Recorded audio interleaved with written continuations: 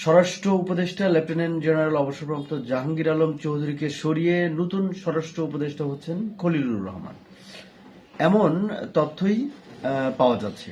অন্তর্বর্তীকালীন সরকারের প্রায় ১.৫ বছরের যাত্রায় সবচেয়ে আলোচিত বিষয় আইন শৃঙ্খলা পরিস্থিতি। সম্প্রতি নির্বাচন সামনে রেখে আইন শৃঙ্খলা পরিস্থিতির অবনতি ঘটেছে।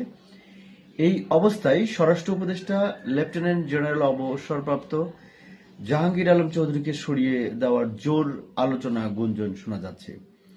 এখানে আসছে নতুন মুখ। নতুন স্বরাষ্ট্র উপদেষ্টা হচ্ছেন খলিলুর রহমান। জানা গেছে সেটা হচ্ছে যে আজ মঙ্গলবার উপদেষ্টা পরিষদে রদবদল হতে পারে বলে উচ্চ পর্যায়ের বিভিন্ন সূত্র থেকে জানা গেছে। সম্প্রতি জুলাই যোদ্ধা ও ইনকলাব মঞ্চের মুখপাত্র শরীফ ওসমান হাদিকে হত্যার পরে এই ঘটনার সঙ্গে জড়িত থাকা মূল ব্যক্তিদের ধরতে না পারার ব্যর্থতার জন্য বিভিন্ন মহল থেকে জোরালো হচ্ছে স্বরাষ্ট্র উপদেষ্টার পদত্যাগের দাবি।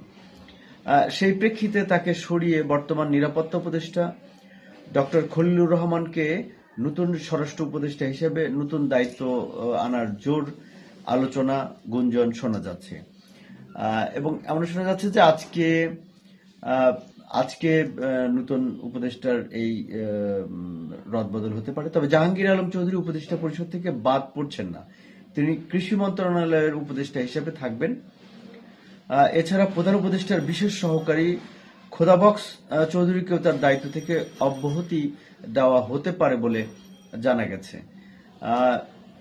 তারপরে যে বিষয়টি আসছে সেটি হচ্ছে যে আপনার আরো দু একজন উপদেষ্টা যুক্ত হতে পারে এমন কথাও শোনা যাচ্ছে। ইতিমধ্যে উপদেষ্টাদের সংযুক্তির জন্য বঙ্গভবন থেকে বিভিন্ন ধরনের ব্যবস্থা নেওয়া হয়েছে, সেই বিষয়গুলো গুঞ্জন শোনা যাচ্ছে।